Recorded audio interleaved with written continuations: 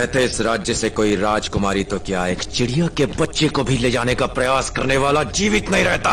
ये जानते हुए भी तुमने यह हरकत की अर्जुन। राजनायक सुनो।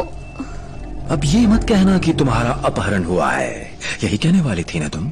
अगर ऐसा होता तो ये तुम्हारे आगे बैठी होती और तुम इसे पकड़ते, पर ये कन्या तो बड़े आनंद के साथ तुमसे चिपक के बैठी है। तुमने इसका नहीं, इसने तुम्हारे दिल का अपहरण किया है।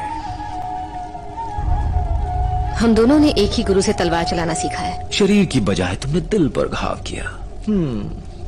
ये हमारे शत्रु राज्य के राजकुमार हैं। तुम्हारे पिता से तुम्हारी बहस हुई और इस अपहरण की योजना ने जन्म ले लिया।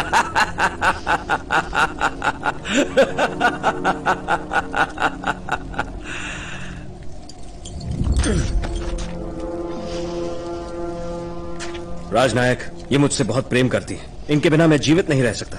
अच्छा, कृपया हमें जाने दें। अगर केवल राजा की पुत्री को बचाने की बात होती तो मैं तुम्हें जाने देता, किंतु मेरे आने का कारण अपनी पत्नी को बचाना है, मेरी प्रिय रत्तू। राजनायक। चलो ना, रासलीला करते हैं ना। राजनायक, इस पर मेरा हक है। राजनायक नहीं है? ठीक है, हम लड़ेंगे।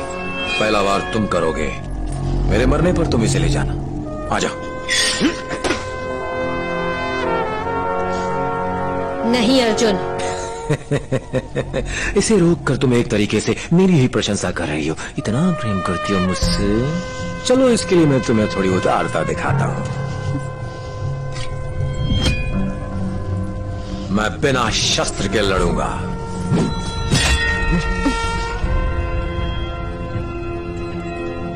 और बिना ढाल के।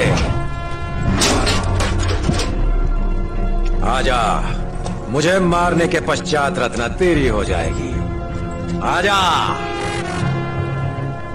ऐसा सुनहरा अवसर दोबारा नहीं मिलेगा। मेरे धैर्य की सीमा बहुत अल्प है। आजा।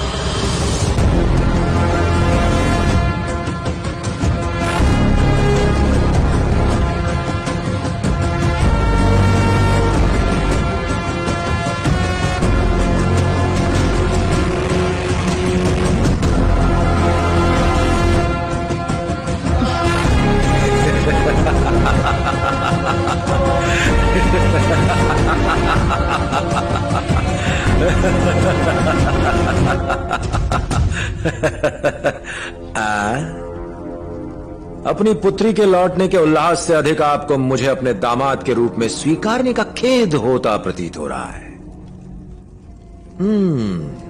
राजनायक के समक्ष शस्त्र का प्रयोग और शब्दों का चयन ध्यानपूर्वक करना चाहिए।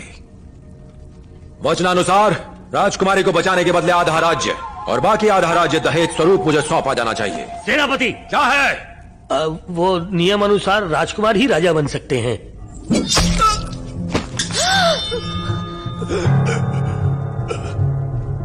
राजकुमार अब नहीं है, अब क्या?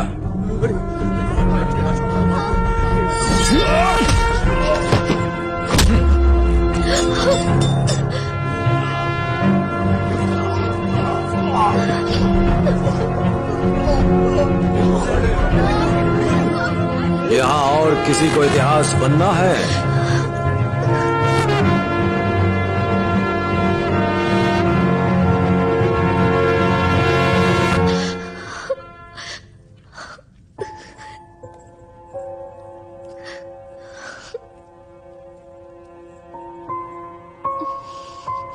खड़े क्यों हो? राज्याभिषेक और विवाह की तैयारियां प्रारंभ कर दी जाएं। और होने वाली नई वधू जाकर थोड़ा विश्राम कर सकती है।